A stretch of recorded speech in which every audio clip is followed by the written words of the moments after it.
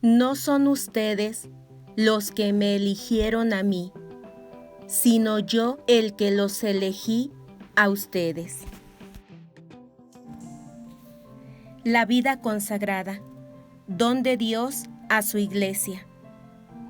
Es decir, un regalo que surge en el corazón de Dios por amor a la humanidad necesitada. En el siglo III, cuando el mundo estaba olvidando vivir como Jesús, Dios hizo surgir en el corazón de hombres y mujeres el deseo de vivir como Jesús cuando estuvo en la tierra. Pobres, es decir, vivir totalmente para Dios sin apegar el corazón a las cosas materiales. Castos, es decir, amar a Dios sobre todas las cosas y a los demás como a uno mismo. Obedientes, tener la disposición de hacer la voluntad de Dios hasta las últimas consecuencias. Su primer manifestación fue el monacato y surgieron los monasterios, que eran comunidades que se apartaban de las cosas mundanas.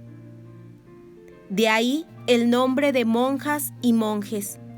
Esta fue la única manera de vivir la consagración a Dios hasta el siglo XII. Los más representantes de esta época son los benedictinos. En el siglo XII, cuando la Iglesia ya estaba como estancada y acostumbrada a tener todo seguro, Dios inquieta a hombres y mujeres a vivir radicalmente según el Evangelio, y surgen las órdenes mendicantes, como los franciscanos y dominicos. En el siglo XV, cuando la Iglesia vive la Reforma con Martín Lutero, surge Santa Teresa de Ávila, que renueva la vida consagrada monástica, y San Ignacio de Loyola, donde surge la vida consagrada apostólica, los dos con un espíritu de fidelidad a Dios y a la Iglesia. Del siglo VI al siglo XX, el mundo vive conquistas, independencias y guerras. Por lo tanto, sufre de hambre, de enfermedad y de soledad. Dios hace surgir hombres y mujeres que experimenten en su corazón el deseo de consagrarse a servir al Señor en las necesidades de los demás. Y es como surgen las órdenes religiosas e institutos religiosos. En México, en el siglo XIX, ya vivimos la época de la conquista, el virreinato y la independencia. Ya nuestro país está organizado eclesiásticamente en diócesis. Zamora está guiada por su segundo obispo, José María Cázares y Martínez, que por profesión era abogado y en vocación sacerdote y obispo.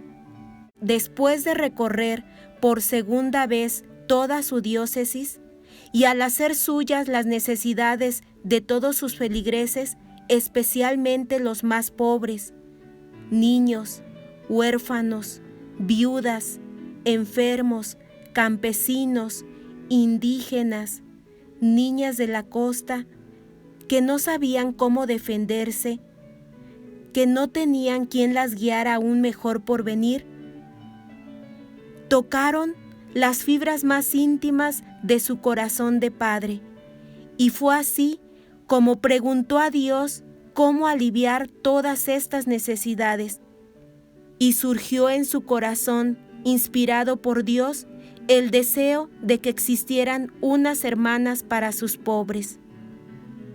En 1884 se funda nuestra congregación religiosa en Zamora el 4 de octubre, Hermanas de los Pobres, Siervas del Sagrado Corazón. La misión que el Espíritu Santo confía al Instituto y a la que somos enviadas por la Iglesia es la evangelización a través de la educación cristiana, la atención en el campo de la salud, la actividad misional y los trabajos domésticos, viviendo y haciendo presente el amor de Dios a los hombres, especialmente a los pobres.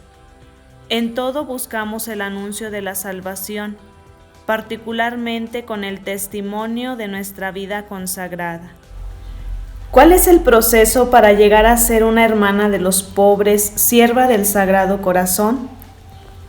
A las jóvenes que sienten inquietud por la vida consagrada, les ofrecemos el proceso de acompañamiento que consiste en entrevistas periódicas que le permiten a la joven clarificar su llamado y también favorece un conocimiento mutuo.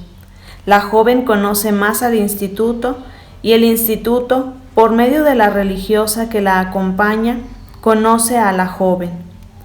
Además de la entrevista, se les da la oportunidad de acercarse y conocer más nuestro estilo de vida a través de la participación en retiros, jornadas y misiones. El proceso de acompañamiento vocacional no tiene asignado un tiempo determinado de duración. Dios se manifiesta a través de lo ordinario y le deja ver a la joven lo que debe hacer. Esto depende del proceso de cada una. Así, a algunas les muestra que la vida religiosa no es su vocación. Esto da lugar para cerrar el acompañamiento y abrirse a otras alternativas de búsqueda vocacional en el matrimonio o en la soltería. Algunas jóvenes constatan que Dios las llama a la vida religiosa dentro de esta congregación, pero que aún no es el momento de ingresar a la casa de formación, pero continúan con el acompañamiento. A otras, Dios las llama a la vida religiosa en otra congregación. A ellas se les encausa para que continúen su proceso en un instituto que responda al llamado que Dios les hace. Y a otras jóvenes, Dios les muestra que su vocación es la vida religiosa dentro de este instituto y que es el momento de ingresar a la casa de formación. En este caso, la joven requiere cerrar el proceso de acompañamiento para abrirse a la nueva experiencia que está por comenzar. Si la joven aún no concluye sus estudios de preparatoria, la etapa a la que debe ingresar se llama aspirantado. En esta etapa, lo que se pretende es que la joven adquiera la formación humana, cristiana y académica básica, crezca en el conocimiento de la congregación y continúe su búsqueda vocacional. En el caso de una joven que haya concluido la preparatoria o incluso la universidad, la etapa a la que le corresponde ingresar es el postulantado.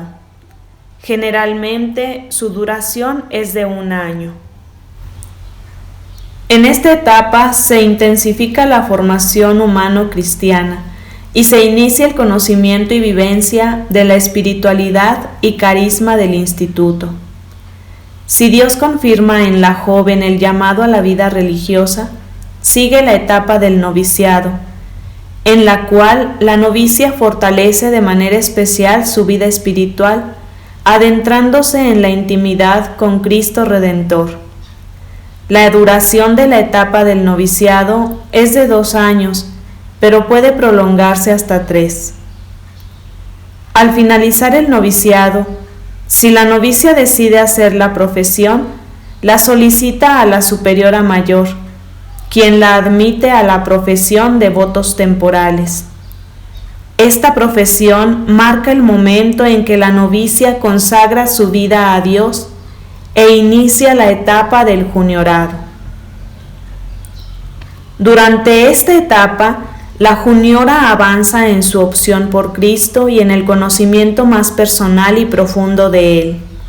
Afirma su identidad como hermana de los pobres, sierva del Sagrado Corazón, y armoniza su vida de oración y comunidad con los estudios y actividades apostólicas que realiza. En cada una de estas etapas hay una hermana religiosa encargada de acompañar los procesos. La profesión temporal se renueva anualmente y después de 6 o hasta 9 años se emiten los votos perpetuos. Con ello, la hermana concluye su formación inicial.